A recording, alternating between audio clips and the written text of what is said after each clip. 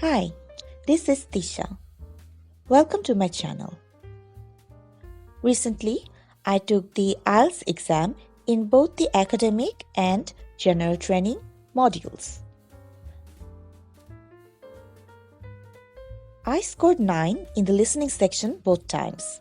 So, in this video, I want to share some tips with you that worked well for me.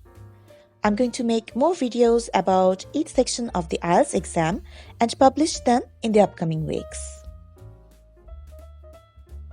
So please like and subscribe to my channel to stay connected. Now, let's get started. First, I'll talk about the test format, and then we will dive into the tips. So, IELTS listening is same in both the academic and general training exams. It lasts for 30 minutes and includes 40 questions which are split into 4 sections. If you take the paper-based exam like me, you're going to get a question sheet and an answer sheet. So while you're listening to the recording, you need to mark your answers on the question sheet first. And then, after the 30 minutes are over, you're going to get extra 10 minutes to transfer your answers. That's usually more than enough time to write your answers and check your spellings. On the test day, it can get pretty intense because you only get one chance to listen to the recording and you need to kind of listen, read, and write almost at the same time. So the listening section is basically a test of your concentration and your ability to manage time in a very precise manner. If I put myself in a situation where I'm reading the questions for the first time while listening to the recording, I'm unlikely to find out the answer, so I'm just gonna miss it.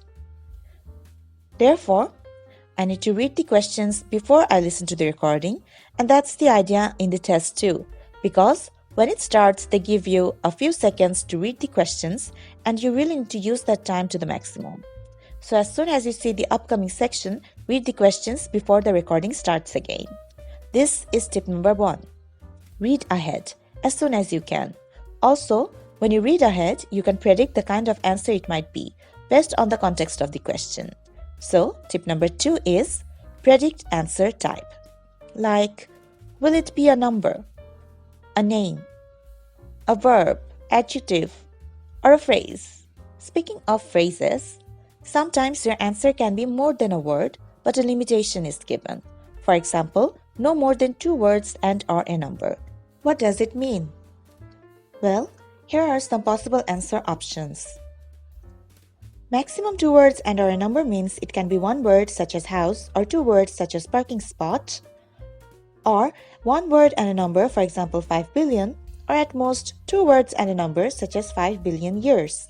But notice that the number 5 cannot be written out as A5VE because then it becomes 3 words and that is not allowed. I hope it's clear to you now.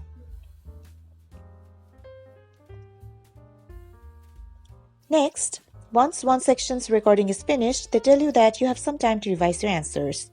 Please don't do that. It's a waste of your precious time. You are unlikely to remember what you just heard. In fact, it usually backfires when you try to remember the conversation related to the previous questions and end up missing the conversation related to the next few questions and lose a lot of marks in a particular section due to lack of concentration. Learn to let it go quickly. If you missed one or are confused, then forget about it and focus on the upcoming questions instead. So, tip number 3 is let go quickly. And tip number 4 is don't revise in the middle of the exam. Read the next questions and answer options instead. You'll also sometimes see questions where the question itself is quite long and then you have several long answer options. So when you're reading them before the recording starts, try to pay attention to the keywords in each of the options. Then when you listen to the recording, you'll be able to choose them more easily. They may give you, let's say, 4 options, and they're going to talk about each of them in the recording. Most likely, they're gonna say something like, initially I thought it will be this one, and then it turned out to be wrong, but then the one that we didn't expect turned out to be the best, or something like that. and they're going to mention almost all the options, and their opinion will be changing continuously. This is a very common trick to confuse you. So, as soon as you hear that a certain option is wrong, just cross it out straight away. This is tip number 5. Cross out wrong options. This is why you write the answers in the question paper first. You can then cross out wrong answers and don't have to waste time erasing them. You can also write several spellings of a word that you're not sure about and choose the spelling that looks most accurate.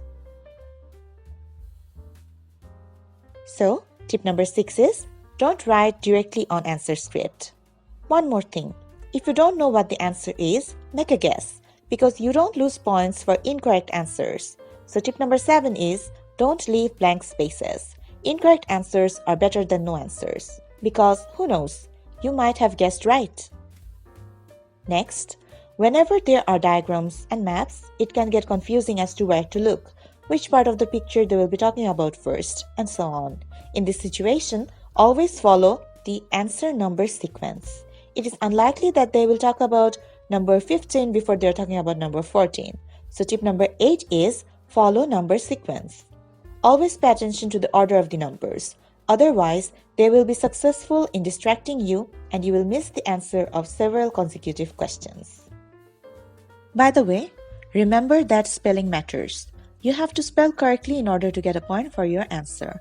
But it doesn't matter whether you spell the words using British or American spelling.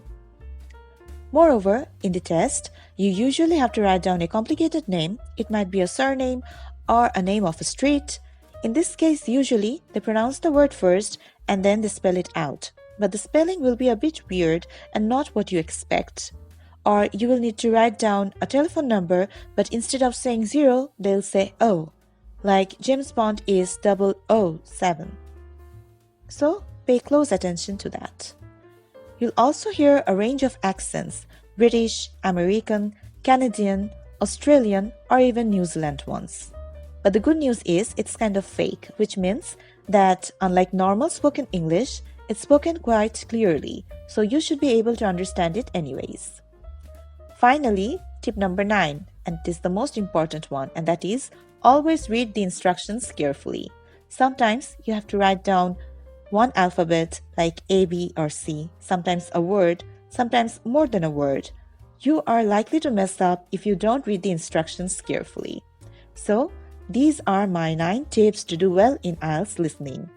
If you found this video helpful, click that subscribe button, hit like, and feel free to share this video with any of your friends who are taking IELTS as well. Thanks everyone. See you in the next video.